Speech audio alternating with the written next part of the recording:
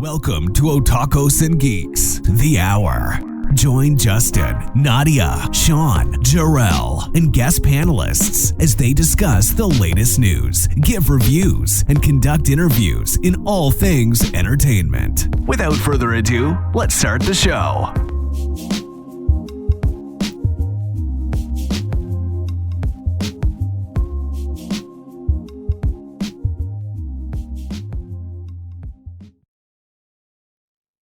We're back. Welcome to Otakus Geeks, the hour. This is episode, I believe, 9. Yeah, I believe episode 9.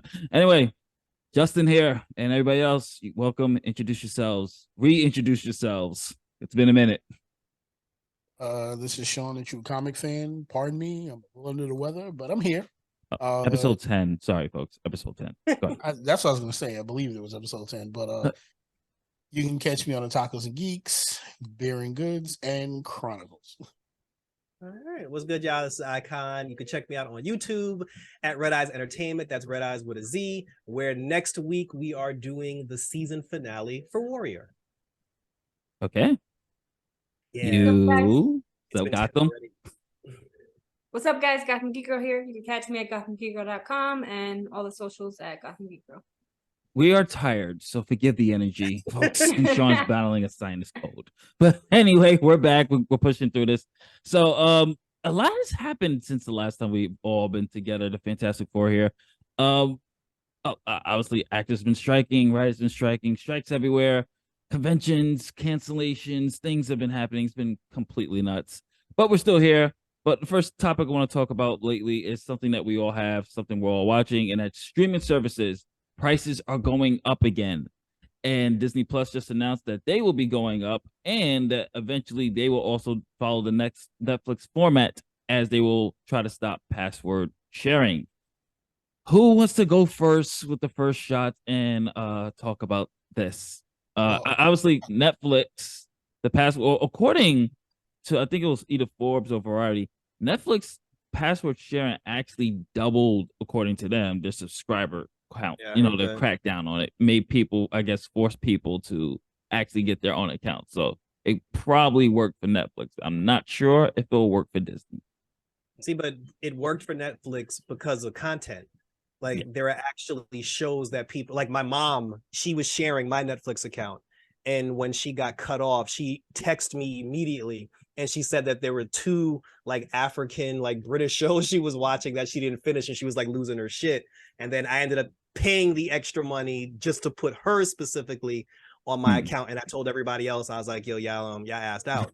So, but I don't think that's gonna work for Disney Plus, because I mean, outside of the Marvel, TV shows and Star Wars. Yeah, outside Star Wars. I mean, people will buy in for that, but outside of like Star Wars and the Marvel TV shows, which haven't been that great, if we're being honest, and I said this from the beginning, Disney Plus is kind of trash, like as an app. And it's not because it's like the content is bad, but everything that's on Disney Plus, I've seen 50 million times as a child. So I'm not paying you $20 to watch Dumbo when I got the VHS or the damn DVD, like under my table. Like there has to be like new fresh shows that's gonna make me want to continue to pay for the service. And like I'm not paying for a She-Hulk season 2. You know what I'm saying? Like I'm not paying for an Invasion season 2. So I don't even pay for Disney Plus now.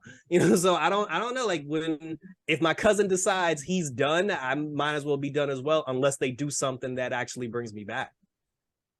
Well, see, I have a different take on it, because the thing is, everybody says Netflix is working now, which is BS. What it is it's an inflated number. What's going to go against Netflix is the longer the writer strike goes on, the worse this is going to be for Netflix. See, the thing is, it's like everything in life. When anything starts, it looks great in the beginning.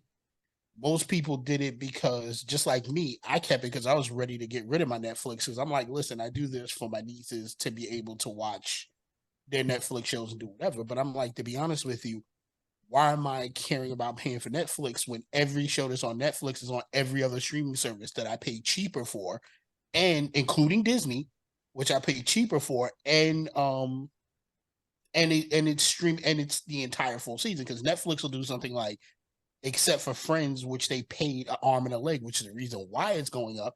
It's because they paid an arm and a leg to keep Friends on Netflix instead of letting Peacock keep it. All right, so here's where it goes down. Writer strike goes on until the middle of next year. Remember, half the shows that are scheduled to come out on Netflix will not show. Stranger Things, which is one of their top peak shows. And the only thing that's keeping Netflix going are the Korean shows. And the thing is, a lot of the Korean shows that they are bringing out aren't that good. Like some of them are good, but some of them are just trash. Like I was watching the one about the train that went into the apocalypse. That started out good, but then it's fucking boring.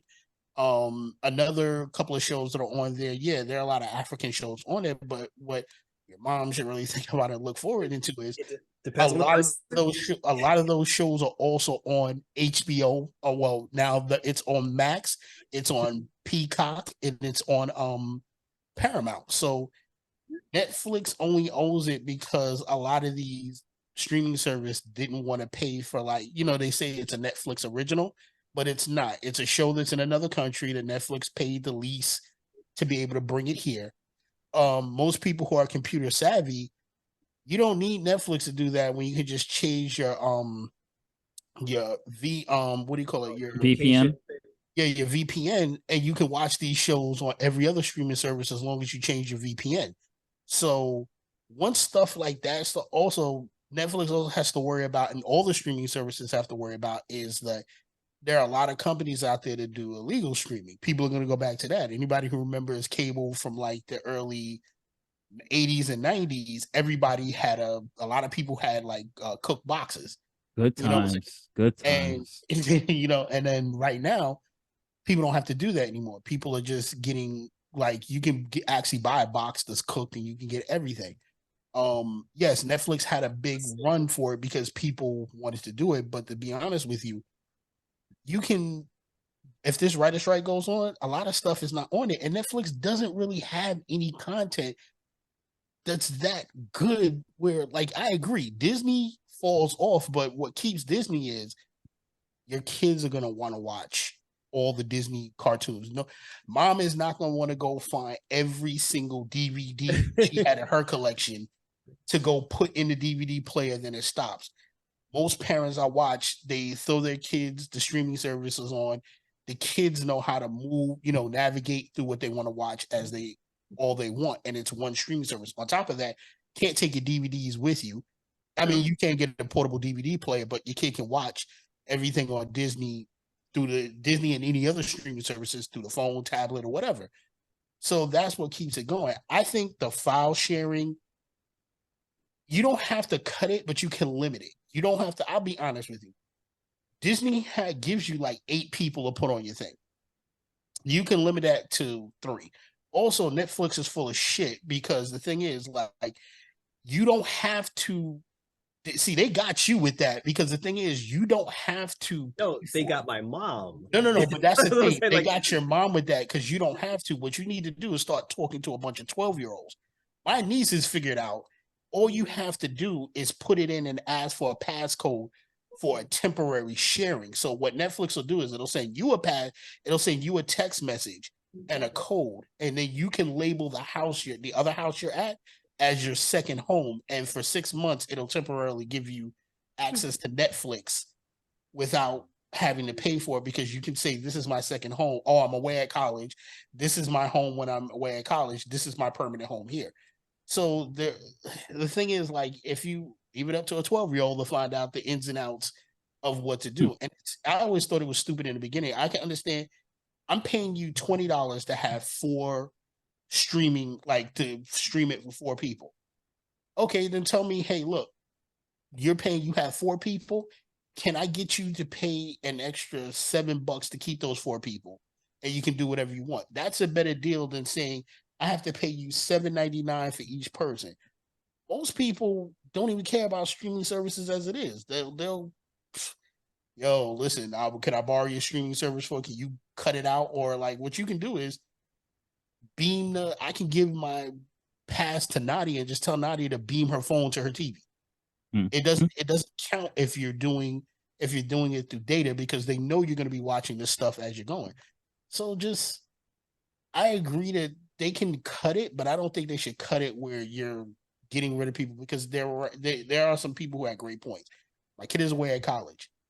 He watches Netflix. So my kid has to suffer because, okay, so lower your Netflix price. I'll pay for my kid for one thing, as long as you lower it down to like $5, and then I'll pay up to $15 for 3 different people to do whatever. But I'm not going to pay you an extra $7. And then on top of that, this stupid ad-free thing where where you pay like $5.99 for ads. Somebody put out an article recently.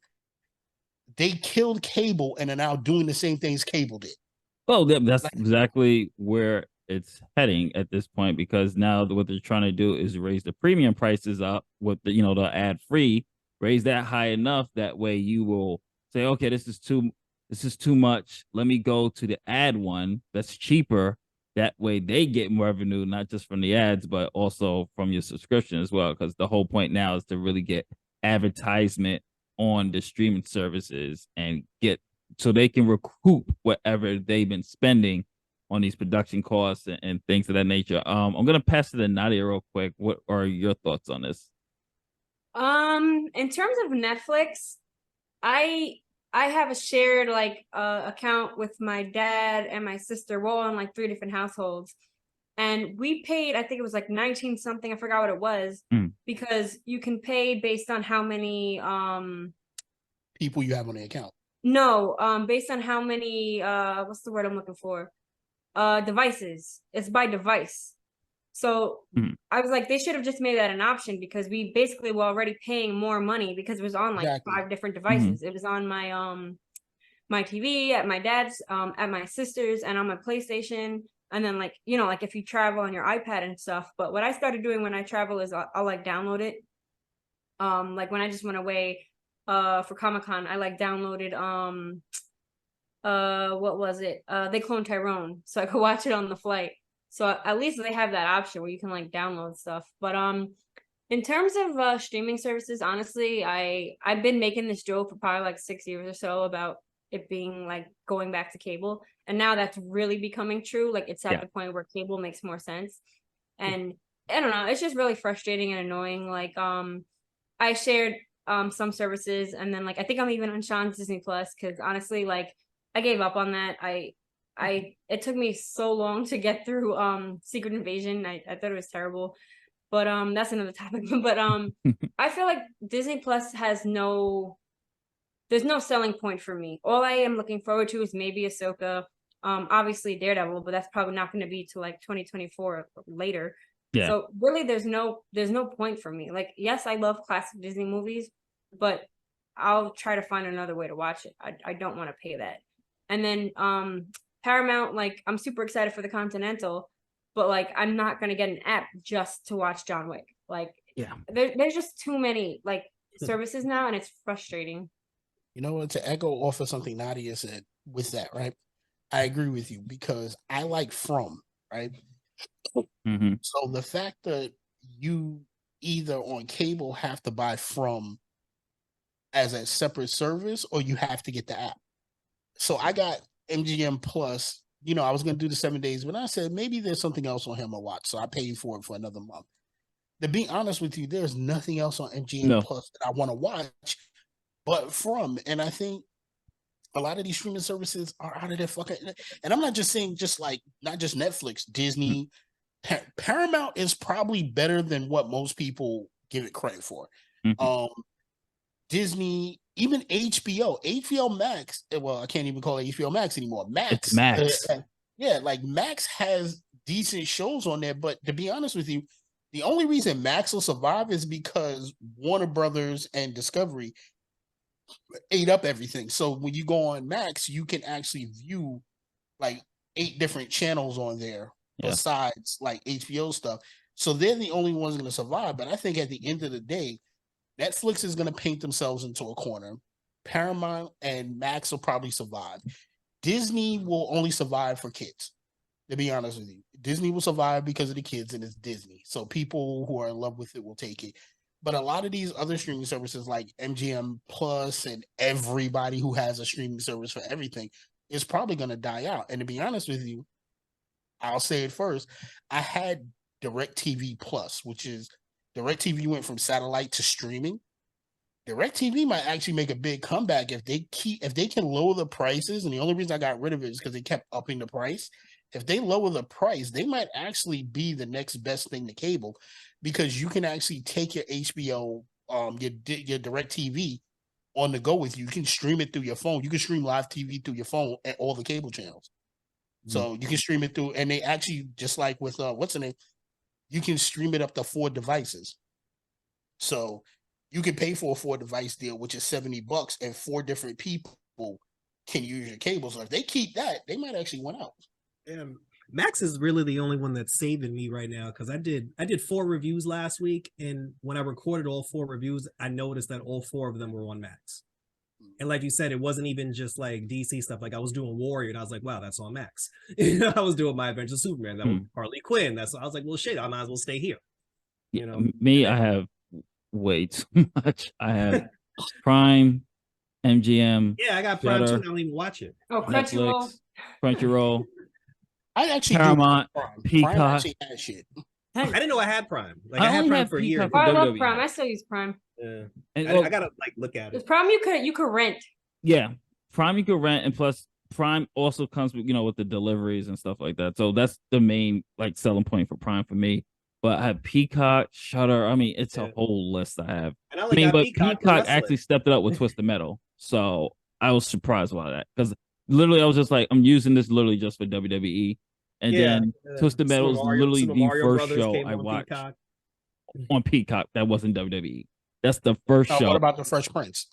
I saw a glimpse. Like I saw. I wanted to see that Bel Air. Bel Air. Sorry, I forgot that was. I actually never watched it. Yeah, Bel Air and Twisted Metal, but yeah, but to piggyback off Sean saying, it's going to be very interesting to see how they're going to do this. And for me personally, Max is my favorite, because I don't know, now that they merged, I could watch Who the Bleep Did I Marry and all that other stuff as well. Everything's there. So I feel like Max and Netflix I watch the most. Yeah. I think they peaked too soon. I think like I said, also in this other article, if I can find it, I'll give you the link for it so you can put it under this episode. I think what happened was that they saw the success of Netflix. People went crazy over Netflix. The next one after that was what do you call it? Amazon Prime put their hat into it, but they weren't really fully into it. But when Disney came out, people started really thinking, oh, maybe we could just put our stuff on our own streaming service. And then it was just a boom of every new streaming service coming out. And now it's like, we're all like, well, even if each streaming service, let's say hypothetically, each streaming service was $4 a piece, you're paying almost as much as you are for cable. Just to have all the same thing. You might as well just get cable and pay one thing. I mean, cable at a point we got rid of it because it became like $200-$300. Yeah, it was like $2 change. Yeah, so these streaming services were cheaper, and we could watch it on the go. Now at this point, like, you are cable. Yeah, Disney's going up to, was it 17 or something? Yeah, I think 15, 17, around that range. I mean, if I tally up all my streaming services, and Hulu, I love Hulu, but Hulu you get with the. I have it with the bundle. Let me take that back. Hulu was the second one to come out. Hulu was the second big one. I think if I tally everything up, my streaming service bill is like probably around 90, at least around $90. Because it's still cheaper than cable, but it's still getting ridiculous. Yeah, but think about it, you also got to pay for internet. Yep. Well, technically, if you're having a streaming service, that's a part of it. Yeah, so you kind of got to add that a part of it. And Apple TV, I just get the screeners, so I just watch screeners. I totally forgot about Apple. I heard they have some really good stuff too, but I just like it's just too much. It's too much. Just too much. But we're going to transition into our next segment here, which is something that has just been, for me personally, I've been watching like weekly, and the minute it drops, obviously people, if you're watching this on the channel, you subscribe. You see it every Friday or every Saturday morning. My Adventures with Superman review. I sound like a broken record, but this show brought me back to the days of TAS. Something about anime superhero shows, from Harley Quinn, Invincible, now My Adventures with Superman, even the DC movies recently.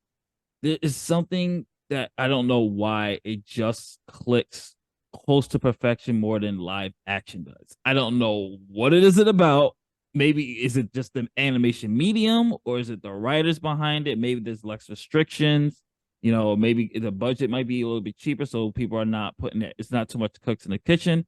But just after watching My Adventures with Superman, I was watching this and I was just like, this, if James Gunn does even close to this, I will be happy with the way they're doing this live action show. It is, for me, it brings me back to that glory days of that Superman with that hope and truth and justice. So I just want to talk a little bit about these anime superhero shows. I'm not sure if anyone saw the new recent Invincible that dropped, that little one shot with Eve. I thought that was really good as well.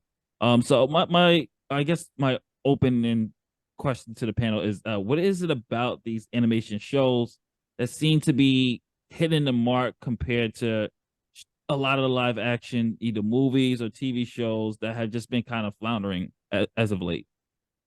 Live action is too expensive to make, no matter what you do with it. Mm-hmm. Cartoons, you can do whatever you want with it. Like, think about it. Like, you can make the powers outrageous. You can make the characters how you want to. With live action, that's a lot of VFX work. So, like, that's expensive as hell. So there's only so much you can do. So, yeah. And plus, I think they're written by the actual comic book artists, or like it's consulted with the actual creators, and that's why they're good. Like, you take a movie, it's somebody's vision of what they think the character should be. Mm-hmm. So they write a story for it. This one, they try to keep as close to the comic book or TV show as it is. And I think Nadia might be able to say, I think the creators have a lot of input in how the show is made, more as the movie is made that way. Yeah, I was gonna say, like, with animation, like Into the Spider-Verse, obviously in this conversation, one of the best comic book movies ever, but you can't really compare it to live action because, like Sean just said, there's so much more you can do with animation. Even when it comes to, like, let's say Miles Morales, I kind of would want to see a live action, but at the same time, I don't mind if we don't get it, because it would get compared to the Spider-Verse, and it honestly may not live up to it. Or even to the PlayStation game. Even to the game. Yeah. It's just like some what do you call it? Like, media works better for certain things. And like Into the Spider-Verse was phenomenal, but it's almost like maybe don't even try to do that live action. Like, and even then, with the anime, like live action, it just doesn't transition well. Anime definitely. And then I was gonna say, like, when I was at San Diego, I hit up all the Invincible panels. There were like 3 panels, and they talked about the Adam Eve episode and then Invincible season 2. They obviously couldn't bring the cast out because of the strike, but so many people are coming onto that. It's gonna be crazy. But I think animation is just really killing it right now. I still need to watch The Adventures of Superman because I not biased, but like I like a lot of the older DC animated artwork. It looked a lot more adultish. I feel like it's a lot more like childish now, their movies lately. But this one's more anime based, so I'll give it a shot. I still have to watch it. You know what they tried to do? If you go on YouTube, they're trying to do what they did. Did you ever see the X-Men anime? Like, they did X-Men in the anime style. There was a series of X-Men. If you look on YouTube, it's not a really old like Wolverine movie, right? No, it's like there was an X-Men, like after they did like X-Men the animated series that we used to see on TV, they decided to do, and I think I have one of the DVDs. They actually did an X-Men version where it was done in the whole anime style and the more of the anime universe. And I mean, the art in it is beautiful. How the story was written is beautiful. And I mean, it only got 1 season, but it was done very well. So I think a lot of studios are trying to do that now. Because the Adventures of Superman, the animation style is more of Sailor Moon than like the hardcore anime movies, but it works because it's they change up the characters a lot, but it works for the show that they're doing it with. Yeah, but more specifically though, like Voltron, because, and I said this in my review, 2 of the characters that they use so far, like, I mean, this isn't a huge spoiler. Like in the last episode, they used Mixix-Pitalik in the episode. The way they drew him, he looked exactly like Lotor from Voltron. So like, and then in a previous episode they had they had the Parasite, and the Parasite looked like Zarkon. So for that, I think it's the exact same animators, which is because that's how Voltron looked. Like it had like that Japanese, like slim, like weird style. But like you said, Sean, it's really just about money because you can do more in the animated world. Like Young Justice, for instance. The only two characters Young Justice has not used yet is Starfire and Raven. They've literally used every single character in the DC lore, and they have about 5 actors doing the voiceovers for everything. So you don't have to pay for actors now because you can get Phil Lamar to voice every black character that's on the show. So you don't got to pay for people. You can do diversity. You can come up with different types of diversity characters, and you don't have to necessarily cast, the person who looks like them to voice them. You can get different people to voice them, so you save money there. If you do a movie or if you do a TV show, you got to worry about special effects. Like you can't necessarily maybe have somebody jump off a building. You can have the whole Bat family jump off a building in an anime. And people tend to give anime the benefit of the doubt more so than in film, because My Adventures of Superman specifically, we're only up to episode 7, and every episode they've used so many characters. Like so many different characters got brought up so far. So many different people got mentioned. And if this was a TV show, people would have like roasted them for using for doing too much. It's like, oh, it's too much. How many villains you gonna bring out this week? Yeah, like where's the story development? But the weird shit though, for My Adventures of Superman, it works. It does. Like when the episode starts and I see the character of the week, I'm like, really, we're doing this character now? But then when the episode's over, I'm like, that shit was really good. You kind of see that it's leading up to like they're all like him coming from Krypton. Somebody's giving out all that Kryptonian tech. Yeah. And he doesn't even know where he's from yet. And and one of the smallest, it's the small because like you were saying, like you could tell like these people are fans, like they read the comic books and everything. One of the smallest details they use, because they always do the thing with the holographic daddy, where he goes into the ship, he sees his holographic daddy. So they did that in My Adventures of Superman. His dad was talking to him, but he couldn't understand his dad because his dad was speaking Kryptonian. So he didn't get any answers. He has his ship. He has all the knowledge of who he is and where he comes from, but he can't get any of it because he doesn't speak Kryptonian. And I was like, that was a small, because he says, what's a Kryptonian? Because remember, he's like, what's a Kryptonian? He said, what's a Kryptonian? He's like, you are. But it wasn't until they did that where I thought of every single Superman project that have done that, and I'm like, well, shit, it actually does make sense that he can't understand it. The same way how on the Supergirl TV show she was going gaga over birds because they don't have birds on Krypton, and I'm just like, well, shit, they don't have birds on Krypton. Like it's just, but I like when writers pay attention to like such minute, like small details. Like Lois Lane, she's Korean. She's Korean on My Adventures of Superman. Jimmy's still black, she's Korean. She's Korean. Oh, wow. Well, you kind of see that in the last episode. Well, no spoilers, but when we get to that multiversal aspect of that episode, when they show you a couple of Loises, there's a Lois pretty much for every particular nationality and race there. So it makes sense the way they're doing it. I'm completely in love with the show. They've done a really good job. Invincible, the Eves. I said this in my review with the Eve. I was not expecting such a gut punch type of backstory, but it was really good. I enjoyed it, but I think for me, when it comes to the animation, I don't know why. For me, I just feel like it has better writing. And that's like what Sean said, maybe because it's people closer to the source material and they might have more freedom and leeway compared to having to deal, because the studios, I'm pretty sure the studios still see animation as something for kids, so they don't go as hard as they would for something that's like $200 million to make. So if it's something that's more geared toward kids, I'm like, whatever, free roam, write whatever you want, create whatever you want, just don't go over budget and call it a day. But even Harley Quinn, like Harley Quinn has good writing. Yeah. And that's not the type of show that's supposed to have a storyline. Like you should not be invested into a Harley Quinn storyline, but their story, but it works.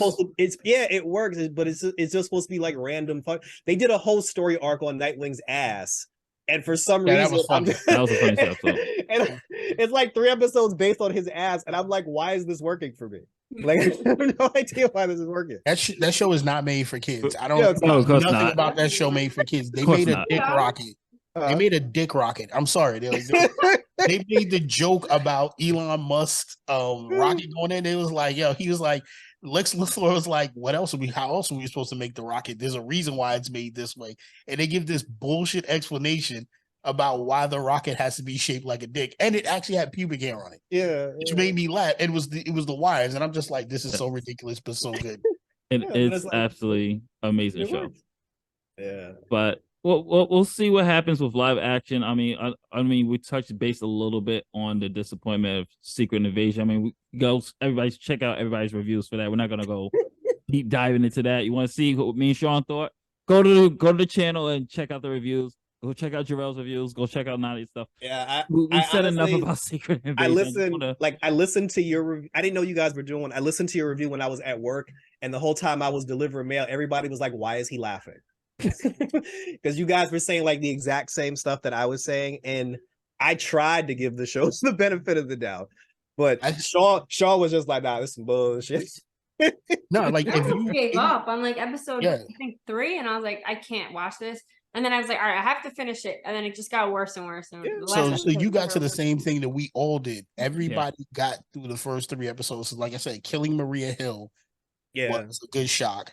The episode, that was expected because that's a safe route. Yeah. But going through it, it was like once you got to episode 3, it was like somebody was just like, fuck this, they'll watch anything, and we're just gonna dial it in. And I was just like, well, what were you doing? And then like I said in the review, Comic Story did a great comparison showing you, like, if you've never read the comic book, just watch the comic book was so deep. I didn't expect them to do the whole thing with the superheroes, but for it to be an espionage thing, I expected it to be like Agents of S.H.I.E.L.D. I wanted to like, it's not even about good or bad. It's like I expected you to give me the same energy you gave me in Agents of S.H.I.E.L.D., where it's something I wasn't expecting. Agents of S.H.I.E.L.D. didn't have like every episode was great, but in the season, 90% of the season was beautifully done.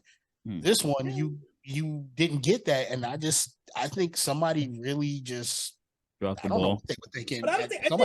I also think like Sam. I don't want to say Samuel Jackson heard it too, but let's just say his advanced age didn't help the situation, because a lot of the scenes was him just sitting in a chair talking to somebody in a submission.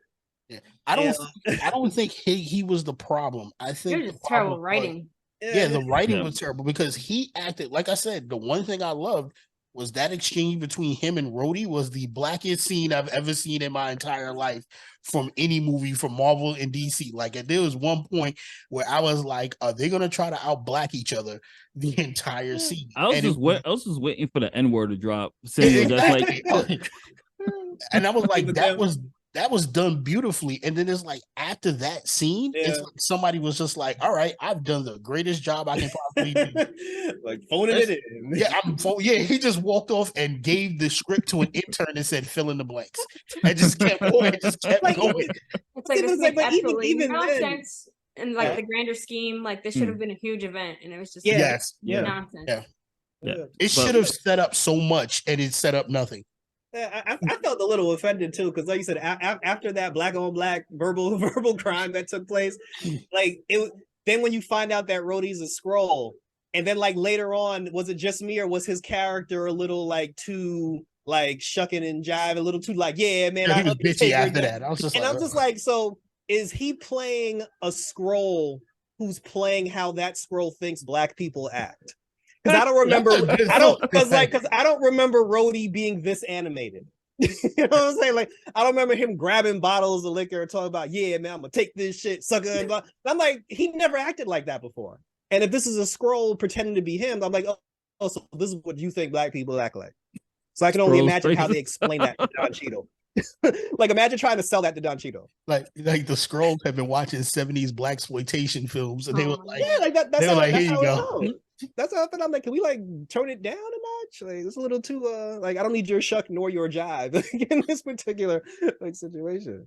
The only thing I think saved the only thing that saved the last episode was that Super Skrull fight, and there were a couple of I was telling Justin inconsistencies with the powers. Like Justin was saying, like he took on the form of Thanos. I was like, there's no way they could have gotten a copy of Thanos' DNA because Thanos was snapped before the thing. So every part of him was snapped, and I was just like, how the hell did they get When did Mantis bleed everywhere?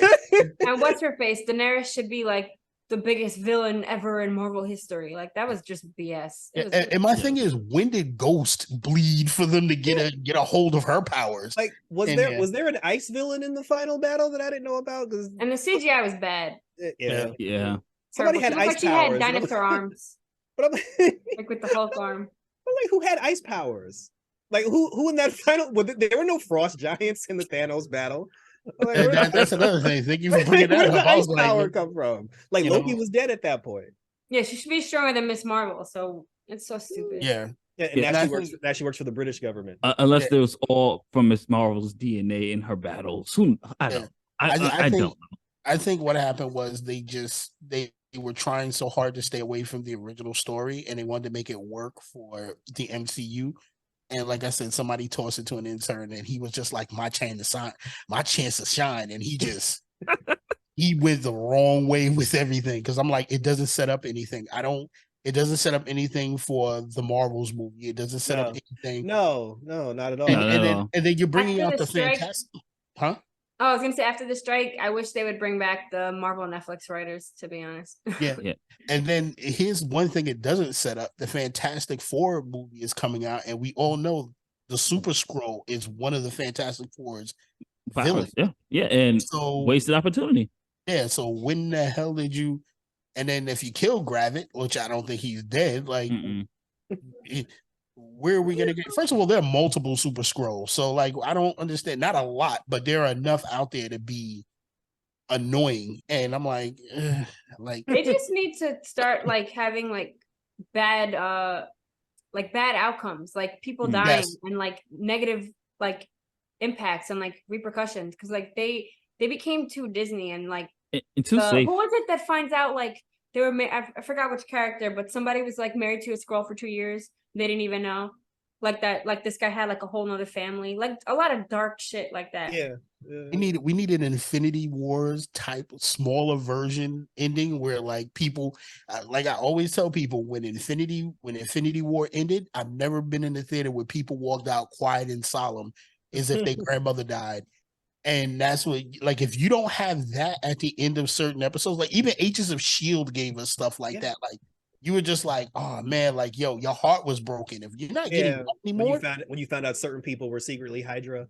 Yeah, like if you're not getting that anymore, you're gonna start to get like, Nadia's right. It's gonna become too Disney-fied. I mean, they made cartoons that made jokes about stuff being Disney-fied. And it's like, if you get that, it's not gonna work anymore. This should have been huge. Like Elektra was a Skrull too. Like this should have had so many like interconnections and like I said, dark shit, like people dying, people finding out that their husband like has a whole other family and that guy's a Skrull, that he's not like your real husband. Like there should have been like crazy stuff. A true invasion of the body snatchers. Exactly. That's the thing. Like, the only thing that I took coming out of it was just more questions about things I cared about, because I didn't care about what Nick Fury was doing. I didn't care about the fact that it took him 50 years to find them a home and he didn't do it, although Asgard still exists on Earth. The only question I had coming out of it was, well, shit, I forgot Rhodes didn't have legs.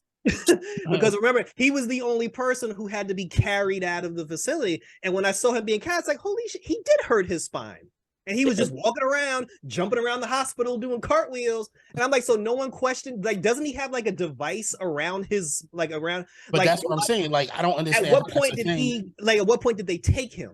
Yeah, you know, like, that's the one question I just wanted. Like, if you're going to do that, tell me at what point he got snatched up. Because the thing is, Tony invented something for him to be able to walk around like a normal person, even in Endgame. He had Tony gave him the technology to be able to walk. His spine is not broken. Tony gave him the technology, so that but you know what? when did they take him? My man is still. Yeah, because after Endgame, how many like appearances has Don Cheadle made? People were like, this girl was dead ass crying like for Tony. That's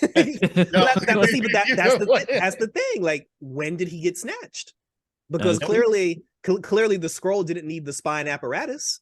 And the roadie we have, so the roadie the actual roadie, at least we know he got snatched up after Civil War. Well, we can also say that it probably was after Endgame, because remember he said, after Infinity Wars, because remember he said, like, we bought the rest of the Skrull Nation after everybody got snapped. And we bought them. He said, so you had millions more Skrulls on this earth after the snap? So that's but probably. those are things you should answer in the series. I agree. I mean, You know, that was just the shortest, quickest answer. And I was just like, that's the and limit. the 6 episode format is not working for them. Oh God, I thought they Dave learned the said lesson already. It's not working for them. But you know what's going to be even worse, because there was a rumor that the Daredevil Born Again series was going to be 3 parts with 6 episodes each part. Oh, I thought they said it was 18 just 20 or something. It's supposed to be 18 episodes, but they're going to do 6. They're going to break it up. Yeah, and that's stupid. Just let it be 18 episodes.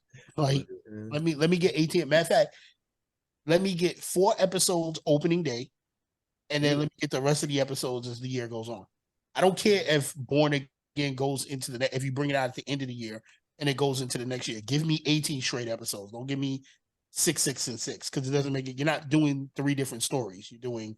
Yeah, you're doing one. It's one season. It's one season, but they're trying to pretend like it's 3 because they. Yeah, but the thing is, like, they also said that the fans cried out enough where he will not be donning the yellow and red outfit. He will be back in the original Netflix outfit when that series starts.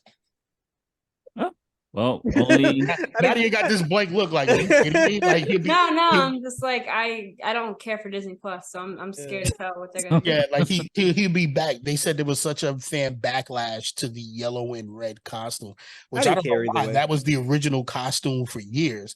He's back in the Netflix costume, and it should get. I mean, your suit should get an upgrade at some point. I mean, I don't care about the I just don't want to see him doing the walk of shame at 9 o'clock in the morning. That was just for the trope of the joke that She-Hulk. Yeah, that was funny. It worked for She-Hulk.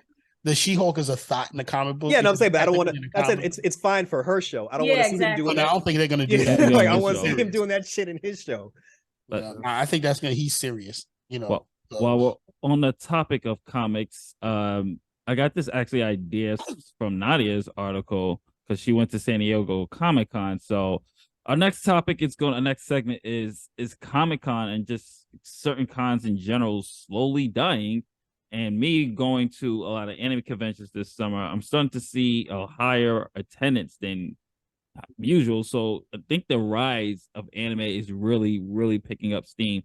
So I'm actually going to toss it to Nadia since she was actually there at San Diego and read your article as well. So you can talk about a little bit of what, your thoughts of being there, obviously, because, Comic-Con was used to having so much celebrities, A-listers, all this other stuff. And then this year wasn't really a lot of companies are pulling out these days. I mean, we're seeing this with E3. E3 is done because obviously the big 3 aren't going, Sony, Microsoft, and Nintendo. And obviously they're going in favor of doing their own PlayStation showcase because you got Nintendo Direct and then you got the Xbox things that they do. Sorry, folks, I don't remember what the Xbox thing is called. Don't blame me. The Xbox showcase that they do as well. So Nadia, you being at San Diego is a different vibe compared to how you go all the time. So I wrote this piece for the Cherry Picks, and I basically wrote about like how the writer's strike affected San Diego this year. And for me, I honestly loved it. It didn't feel like a negative to me. It was more of like a positive because it like nothing against the actors. Like I always go to Hall H. I love seeing all the announcements and like I used to always go to like the Viking panels, like History Channel Vikings, and there's always amazing panels. But like Comic-Con, like went back to its roots and back to focusing on comics, and it opened like more opportunities for like more signings, and the floor was like a little bit like less crowded.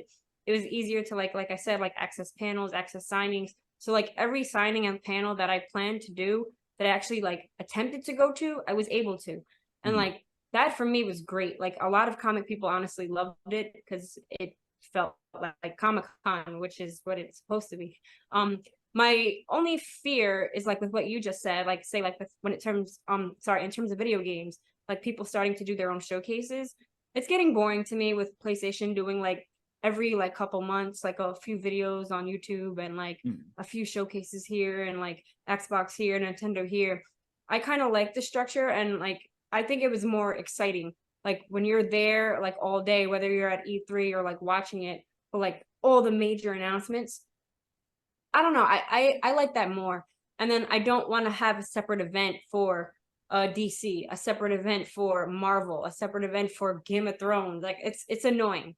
Like I like San Diego Comic-Con. I like the environment. It brings money to the city and it helps the economy. And then like it's part of the experience. And I rather that and like do one major trip and like break bank for like San Diego than do like go to this city for this one, go to this city for this one. It's like I don't want that. I like it structured.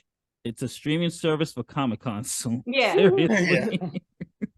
I think the only reason it's dying out is because she's right. Like I saw a documentary on the original San Diego Comic-Con, and originally it was just for comic book fans. And I think the only reason it's dying, what happens without the big name celebrities and these big shows, that the casual fan dies off. You're only going to get the hardcore fan. And what's funny is that in that same documentary, they're talking about how that's how Rob Liefeld got put on. He would only go to San Diego Comic-Con to get Marvel people to look at your work and possibly give you a job. So if that happens, it's going to go back to the casual fan. I mean, all of us remember New York Comic-Con. You could actually register for Comic-Con day one, the day of Comic-Con. It wasn't crowded. It was just for comic book fans. The same thing. Sorry, guys. The same thing for the Anime Con. Remember New York Anime Comic-Con? Well, actually, Anime Next, which is Anime Fest right there. Yeah, Anime Next, which is after Comic-Con this year. It wasn't even crowded. Now it's more crowded than I think Comic-Con will actually be. And Anime NYC is getting just as crazy now. Yep. Yeah, Otakon was day one on Friday. Like Fridays usually wasn't that busy. Like I mean, it's always busy, but this Friday, like just at 10 a.m. when I went this year, the line just to get in. Thankfully, I'm pressed I could skip. But the line just to get into just the gaming room, though, they literally, this is like the first time I've ever been to Otakon where the merchant room opened at 12 o'clock. They told people like, yo, it's too crowded, too much people waiting online. Y'all got to come back in an hour or probably at 1:30 just to play it safe because so much people trying to get into the merchant room. It was packed. And it's just like, everything's pure anime, of course. So it's just like anime, the popularity is anime's coming mainstream, as Sean predicted years ago. You know, as comic books is starting to slowly die. It's kind of like the age of the Western. The new big thing is coming, and now you're starting to see this. I mean, you got Zom 100. Now it's the new big anime right now. Besides Jujutsu Kaisen. You have this. That's also already a live action film. It's just like what you're seeing here is just kind of the shift is happening now. The anime is coming up. Comic-Con will be slowly going down, but don't be surprised eventually, like it happened in comics. This is my prediction. Once anime comes mainstream, all those celebrities, they'll start to say they're anime fans, like they said they were comic book fans. We let's be real, let's keep it 100 here. We always keep it 100 on the hour. How many times we've interviewed somebody or you know, off record, they're like, oh, I've always been a comic book fan, this, that. They never do nothing for the culture. They never do anything. They never represent. They just come there. We all know y'all coming there for the paycheck. We know it's a revenue stream. Let's keep it 100 here. You're gonna see that with anime too. I've always been a big anime fan. I love Akira. Like that, they'll use like the name same something thing. besides Dragon Ball Z and a few other popular ones. Sailor Moon, Dragon Ball Z, Yeah. My Hero, whatever the kids are watching, they're like, oh, I've always been a big fan. You're gonna start to see those what Pharrell used to call them back in the day, the posers. You're gonna see the posers come back. It's gonna be the same cycle. But you know what's interesting is that, like Nadia, I have to piggyback off her. I don't want to see that happen. What's happening at E3 to happen to cons. I do not want to go to a DC con. I don't want to go particularly to a Marvel con. I don't want to go. Sorry, just to say real quick, like say with D23, if I was not working press for that, I would have hated it because there's no artists. It's literally an expo. So it's only like official merchandise. So I would have hated it if I wasn't press. At least as press, it's like there's interviews and like there's more exciting things to do. But as a fan, I would not go because I don't like expos. So if it's just Disney merchandise, I don't want that. Well, D23 is supposed to be like they're just celebration. It's supposed to be like Celebration Disney that just happened. That's why they only do it once every 2 years. So, but it's just an expo, so there's no artists. So if there's no Marvel artists and there's no fan art, there's no point for me. Yeah. But So it's just crazy. Something else that did well this year, Evo did excellent this year. That's a video game con. I mean, Evo's job to win. always do good. I mean, especially now SF6 is out. That's gonna be booming.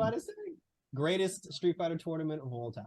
Yeah, that's gonna be booming. Like, I mean, you got FS6, you got Tekken coming soon, you got Mortal Kombat. I mean, there's a whole lot. The fighting gaming community is always I actually said next year I want to try to get either tickets or a press pass to go to Evo next year. I had a few people from my job that came back in and said like, "Yo, it was like one of the best times he ever had." But like I was saying before, the problem now is cons are turning into streaming services. Yeah. There's like I don't have time or money for all of them. I did Brooklyn Con. I love Brooklyn Con. I had fun. I knew I was going to New York Comic Con. We were all talking about going to San Diego. And there was a part where then my brother, after Brooklyn Comic Con, my brother was like, "Hey, there's a con in Long Island you want to go to." And mentally, I was like, I can't do all this shit. I have to pick. It's like I have to pick it. Like I went to Brooklyn Con, and then I was like emotionally drained. You know what I'm saying? So it's like I'm not gonna be ready to do this again probably until October. Yeah, but the thing is, the one that's out Long Island, it's a cash grab. It's just they throw a bunch of like celebrities that people haven't seen. Like they'll be like, "Oh, X-Pac will be there," or like this person will be there. But you wouldn't know that unless somebody actually goes to find out that it's not. Oh yeah, I went there one year, but you know what it is? A lot of people in Long Island can't make it out, or they never get tickets to New York or anything else, so they go to those cons. Yeah. To try to feel that way, because trust me, the minute they get a ticket to Comic-Con, they don't go to that stuff anymore because Comic-Con is like and even that is like the way we get access to it. Like last year for New York Comic-Con, I had to leave. I had to come up with an excuse to leave my job early just so I can get to Manhattan before 7:00 to get my badge. And I'm like, it shouldn't be this, like that adds into me going there to interview people, me wanting to go. It's like now I'm tired, I'm drained. You know what I'm saying? Like I'm missing the system. And then like y'all said, now if y'all separated and everybody has their own con now, it's like now I gotta pick and choose. Like I need everything in one place. Yeah. And pick one day where I can just navigate through everything at one time. Everybody's trying too hard to be separate. Well, you gotta understand, just like this podcast, everybody's warring to be the best. Like, of course, Marvel and DC are gonna have their separate cons because they want to make their point about who's the better brand.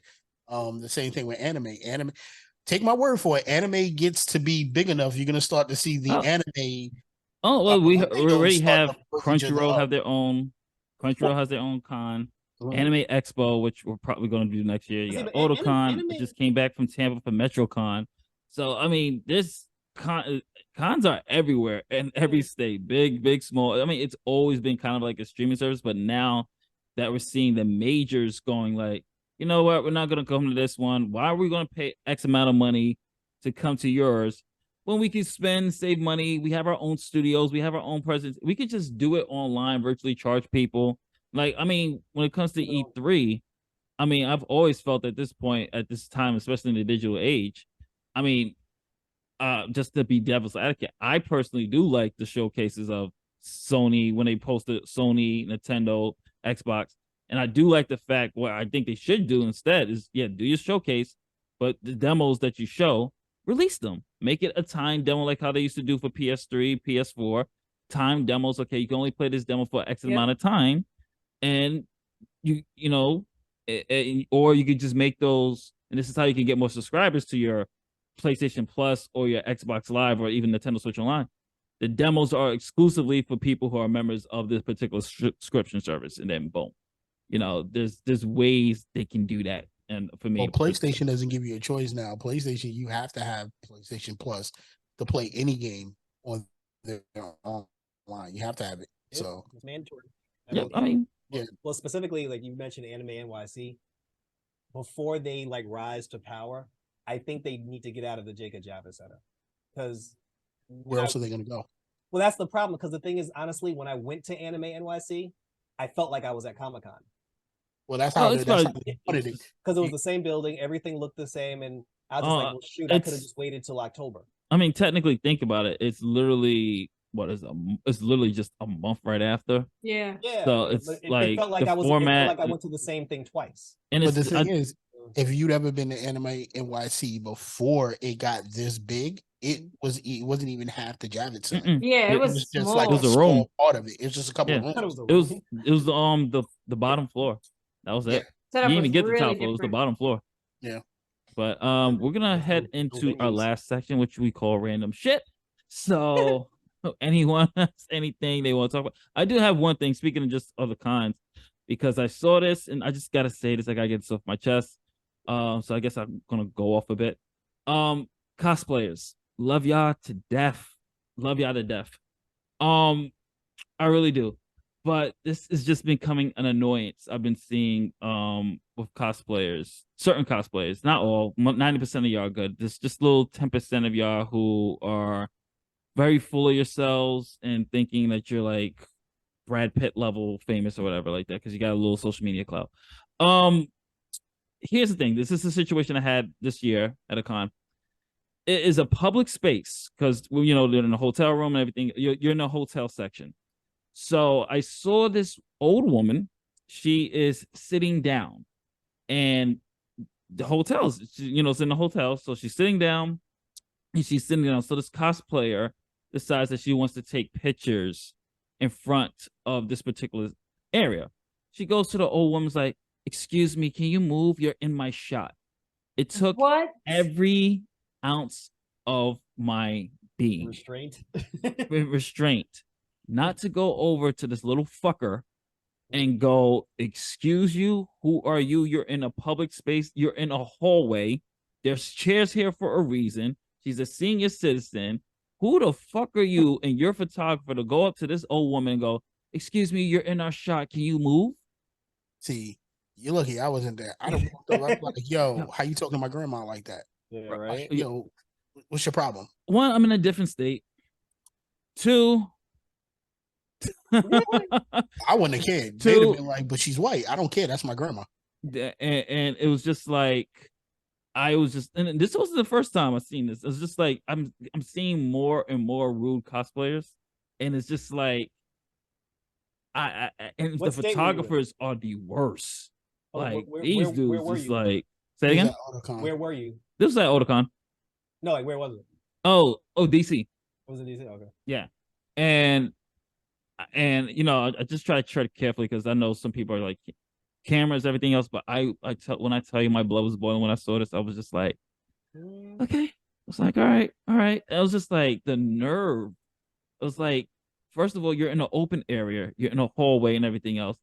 Granny's sitting there, obviously might be tired. You're gonna go up to him like, "You're in my shot," and you ain't photographer. Did she say that, or did she walk up to him like, no? She said, "Excuse me, you're in my shot. Can you move?"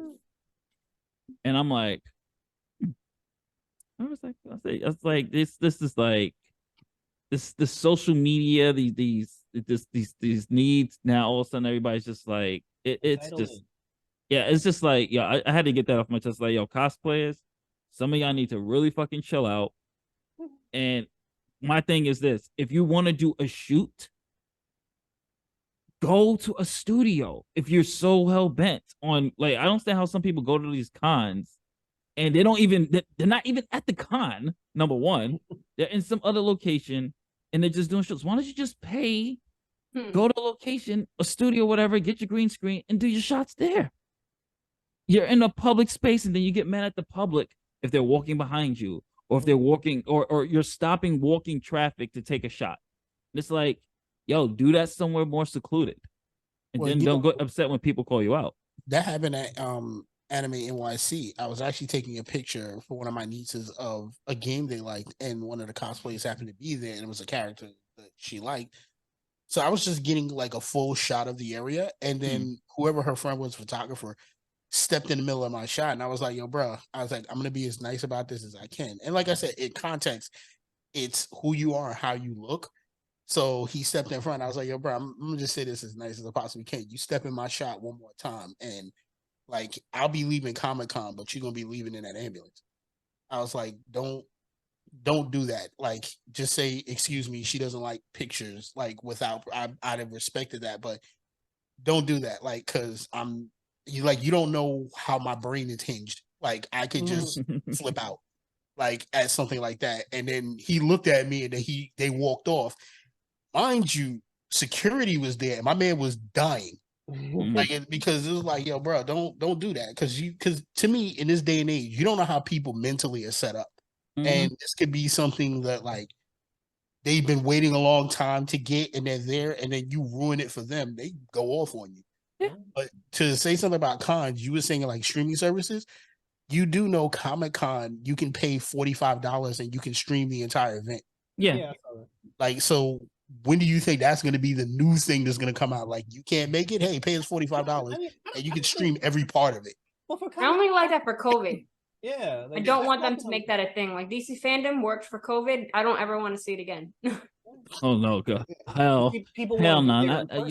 That shit was so cringe. I don't ever want that again. Like, it was for COVID. We're back outside. Let us be outside. Yes. People want the interaction. They want the in-person interaction. That DC fandom, man, I get pissed. Oh my God, that's just like, that was so cringe with those people. Like, yo, Batman was like, oh my God. And then you got all these people, like they had the fan. What was that? Was it the first one or the second one when they had quote unquote fans do like their reactions? I love Aquaman. I was just like, oh my God, this is so cringe. Somebody had somebody's kid in the basement. You say you love Aquaman. It's it. Like, you smile when you say it. Like, this is for little Timmy. It was bad. But I got a random thought. Yeah, go ahead. We're 1 week out. Thoughts on Blue Beetle? I'm scared for it. It looks like it's gonna do well. I think it will. I think word of mouth might save it. I think because I'll be honest with you, the reviews I'm seeing seem to be more politically motivated. Because all the reviews I'm seeing is just about how great the Latin representation is, and that's good to know that the representation there. But no one's been saying what's good about the movie. All I've been hearing is Latino representation. Is it good? Latino representation. But if the movie does financially well, it'll be because the Latin community actually came out. They showed up, which is something that should happen. Which is important because then when they fail, they say, "Oh, look, we tried the diversity thing." They should show up like how we showed up for Black Panther. They should show up for Blue Beetle. Yeah. But he needs to be on like Telemundo. That's the reason why I said I'm scared for it, because not because of the representation, it's because they're over dragging the representation. Meaning, every interview I'm watching, they're making it seem like this is the most Latin thing that has ever Latin his entire life. It's like it's not a Latin movie; it's a DC movie. It's Latin just characters. The characters like instead of like concentrating on Blue Beetle, the character, and I give it to a lot of influencers that are trying to like show people the story of Blue Beetle, and I think that's great. But the way, and of course, this has got to be Discovery doing this, or Warner Brothers. They're not billing the show as like the movie is like, hey, this is Blue Beetle. They're just like, yeah, this is the most Latin movie we've ever seen. It. Look at every check out Jaime. I mean, it's kind of the same. I mean, we had it with Black Panther 2. I mean, marketing wasn't as bad right now. Like, I mean, Blue Beetle, they have a lot going against it. One, you got the strike, so the actors can't even promote if they're part of SAG. So, I mean, even writers can't do the interviews if they're part of the guild. So you're really relying on your producers, your directors to go out there and put the word out, and you're hoping word of mouth from good press or influencers will be like, hey, the movie's actually good. People who review it, go check it out. So you're kind of. I mean, the thing too is though, like influencers aren't really talking about like the movies because like I'm only doing reviews right now. I'm not doing any promotional stuff, so it's kind of like that's working against it too, because people are like, I can't talk about it. But you and a few people are doing a very good job. What I really hate is I get on TikTok and you get these overzealous wannabe new influencers that are doing these slow talks like, I really want to talk about this film, but in respect for the writer's strike, I'm not going to talk about this because I stand strong with it. And then I'm thinking to myself, like, I think Michael, your friend Michael did a very good thing. He went on and looked up the rules for what you can and can't do during this strike. And in the rules, it doesn't say you can't do a review.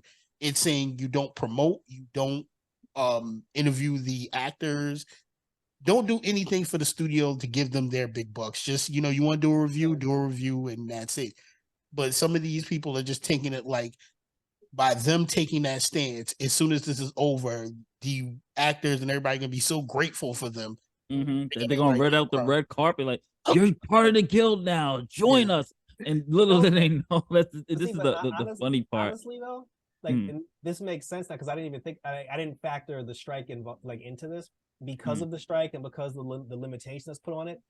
That's probably why they're trying to overly sell it to the Latin community. Yeah, they're just like, that's a good point too, because there's no other way to promote it. Yeah, like we got to find some way to promote it. So like, he's Spanish. It's about a Spanish family. Like, throw him on Telemundo and let him talk about the movie. Because like that's really hurting it too. Like, there's no red carpet, so like all that stuff is hurting it. I mean, at the same time, Black people unnecessarily came out in dashikis for Black Panther, and none of us are doing photos. Like, everybody's like, let's say like influencers and like people going to movies and stuff, like content creators. No one's like really like. I mean, I've seen some cosplayers still doing it, but a lot of people like, and like in my space, all of us are like, as respect, I'm not gonna do that, and it's also like confusing, but at the same time, like, nobody's really like going to these like things because there's no carpets or dressing up and promoting the movie. And then you got to be careful about what you do, because if you do something that's like against the rules, it's like, you can end up getting blacklisted. Yep. So I mean, this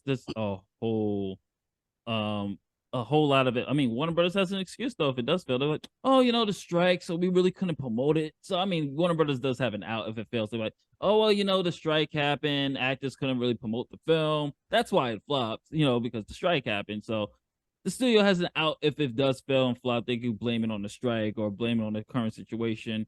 But I really do hope it does well. It does look like it's a fun flick. Might just from the trailers, I do get like a generic superhero origin story vibe from it. But it could be fun, so I'm actually gonna see. I'm gonna see it. So, it's a different take though, because I mean, again, like I'm not used to like it's a breath of fresh air for me to see a young person become a superhero and not go through the 20 minutes of trying to hide it from your family and friends. You know what I'm saying? Like I'm sick of the whole like, let me sneak out at night when my mom is watering the grass. This is like, nah, like he turned into Blue Beetle in front of his parents. So I'm like, good. So that's one section out, because now, seeing somebody become a superhero with his friends and family knowing about it, I've never seen that before. So this will be a new take on Big Hero 6. Yeah, I'm about to say, how many things have you actually watched? Where and they put plenty of movies where the kid comes out as the hero in front of the parents. That's not a common thing for me. I'm always used to them hiding and sneaking behind closed doors. That's going the out trope of it all. Like, so for me, this is different. But casual fan, like if you're a fan of like the character, they're gonna get that money. They're gonna get the fan. They're gonna get the DC money. So if the community comes out, then they should be okay. It can't be worse than the Flash, right? So listen, the worst joke. You mean financial? Shazam 2 did, I think, worse than the Flash. Yeah. And it's a shame because the Flash was probably one of the best DC movies, but that's another. I liked it. I think the problem was the movie. I like the show better. People were just too hung up on Ezra Miller's antics to like give that movie. And then Gunn kind of messed up by announcing too early. Because now everybody is like, there's no point in watching the movies. That's what kind of happened to Shazam while Shazam struggled. Well, also Rocky, didn't want to play ball either, but that's a different story. Yo, here's one of the funniest jokes I heard online, which kind of makes sense for the Barbie movie. This is a random thing. Somebody on TikTok was like, Barbie is Black Panther for white women, and I was dying. I was dying because he was like, if you think about it, and they did a comparison of the Black Panther and Barbie movie and the plot and everything, and I was like, holy shit, that does make sense. Yeah, it does. Like I was dying at it. I mean, I'm pretty sure that I know it's probably a problematic thing. Just like we have to bleep that part. No, I don't censor shit. So, but it was the funniest take, and the fact that Barbie did numbers like the first Black Panther. Me personally, I'm not into Barbie. I don't have anything against it. I never played with it as a child. My sisters, cousins, everybody else had them. I was just like, all right, that's why I had G.I. Joe. But it made $1 billion. I didn't watch the movie yet. It made $1 billion. It was good. Women. I heard Women, this just shows you you market to women. And they'll support it. You market it the right way to women. Women, they will come out there. That's nostalgia, but Barbie's nostalgia. WNBA, take some notes. Yeah, that's like Super Mario Brothers. It's like that's nostalgia. That like Barbie is like literally people's childhood. But it was more than even if more it's than stuck, nostalgic. you're still gonna see it.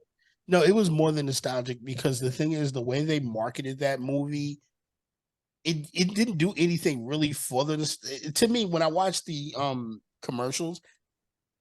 For some reason, they just whoever wrote Barbie must have played with every single Barbie doll or had every single thing because like they made the movie for me watching the commercials. They made the movie how I pictured somebody would have to make a Barbie movie, and it wasn't for kids. That's why it worked. Yeah, it wasn't for like tiny kid, like little kids. If kids went to see it, it's because they wanted the popularity of oh, I can wear pink, I can do this for Barbie, and it was just. They just did a really good job. Like, you just got to give them a shout out. They just did a really good job with that movie. Last thing I'll say, I went to Talk to Me, and I went to Limbrook, Sean, and I went to go see Talk to Me horror movie. By the way, check that out. That was really good. That's an excellent horror movie. But when I tell you that it was a pink line, it was nothing but little girls, their moms, their aunties, their grandmas, everybody in pink, getting ready to see Barbie. And I'm like, that is the power of marketing. Yeah, that is awesome. But any last words, folks? Before we real quick, shout out to Sean because before Secret Invasion came out, you were the one that said when we see it, we're gonna get Super Scrolls, and when they announced Super Scrolls, I was like, oh shit, Sean was right. I got to tell him that he knows his ways. And I just read the comic. You know, one thing I was disappointed in it because Jarrell had touched on it. He was like, Jarrell and Nadia. They said, well, I wanted something at the end where it was real, like consequences, like my wife was a Super Skrull or my wife was a Skrull or whatever. Here's something they did in the comic book that nobody saw coming. Wolverine was a Skrull because he was actually killed by one of the 4 horsemen of Apocalypse. And when Professor X touched his body and made him reveal himself, they revealed that Wolverine had been a Skrull for years. The twist of it was Wolverine had been kidnapped by Apocalypse and he was the 4th horseman of Apocalypse as death. So he actually killed his own doppelganger. Yeah.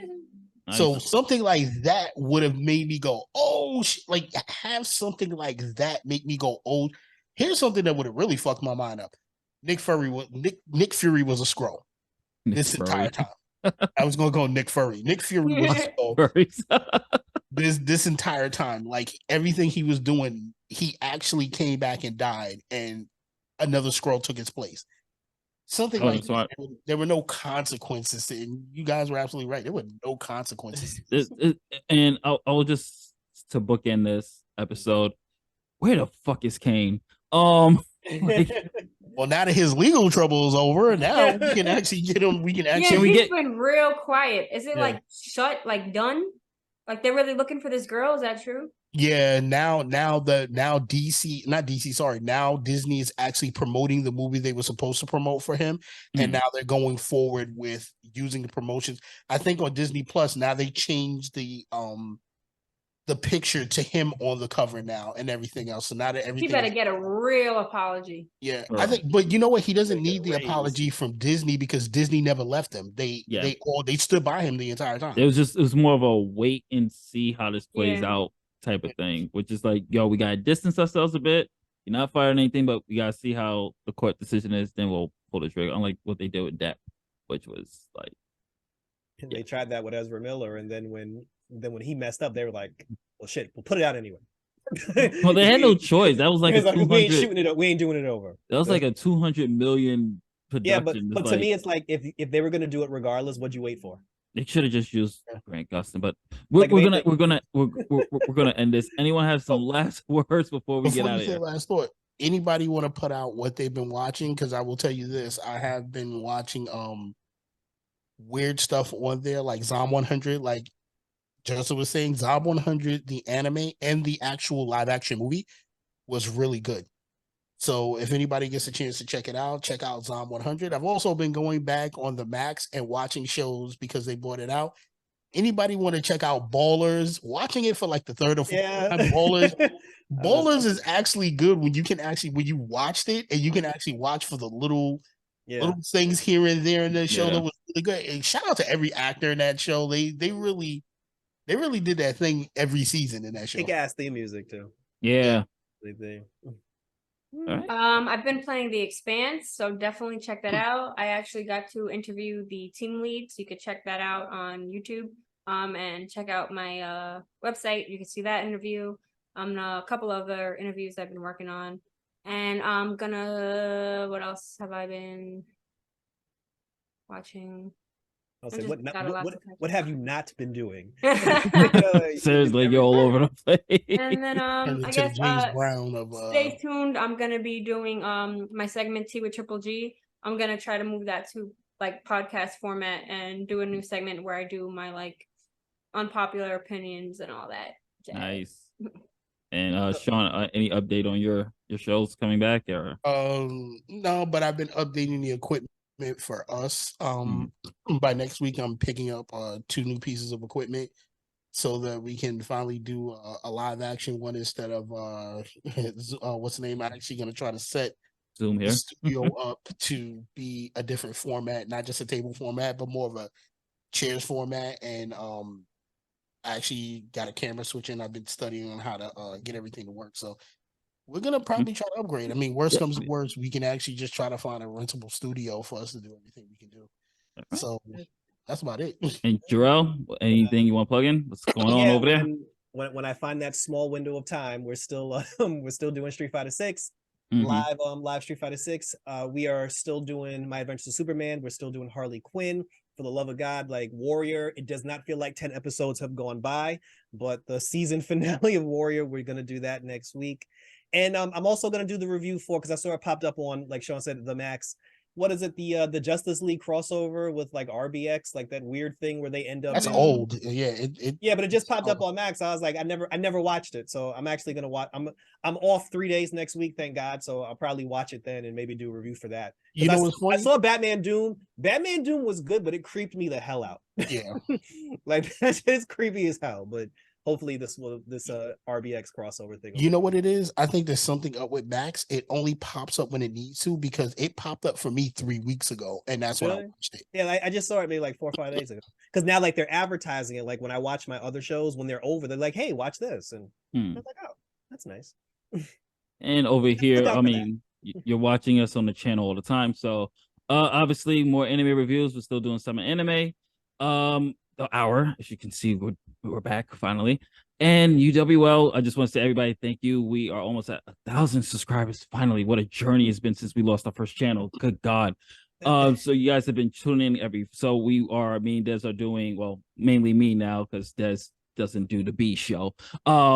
Just a shout out at Des. So Fridays will be UWL Uprising. That will be Fridays, same time, 7 p.m. It's a more shorter show, so it's usually like a half an hour to 40 minutes tops. And then of course we got Saturday Night Slam, so that's still going on. And obviously I'm gonna be going back to doing Essential Anime and a whole bunch of other content coming for every single day. So stay tuned for that. It's going to be a whole lot of filming and a whole lot of stuff. So I'm actually going to be going back to reviewing. It's going to be kind of a Otakus and Geeks Revisited. I'm going to be looking back at some of my ancient reviews that I'm kind of not happy with now, and basically remaking those reviews for a modern time. So I'm actually going back to reviewing Asian films that I used to love, Asian cinema. So stay tuned for that. It's going to be popping up probably around September. So that is it, folks. We are out of here. Thank you again, and we will have another episode of The Hour with me, Jarrell, and Ashley, as we focus strictly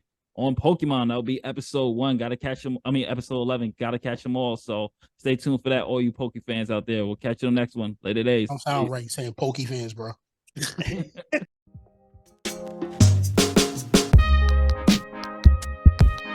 Thank you for joining us for Otakus and Geeks, The Hour.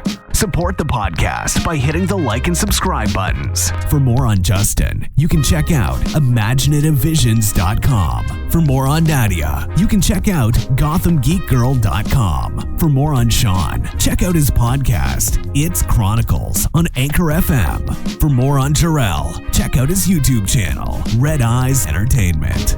Later days.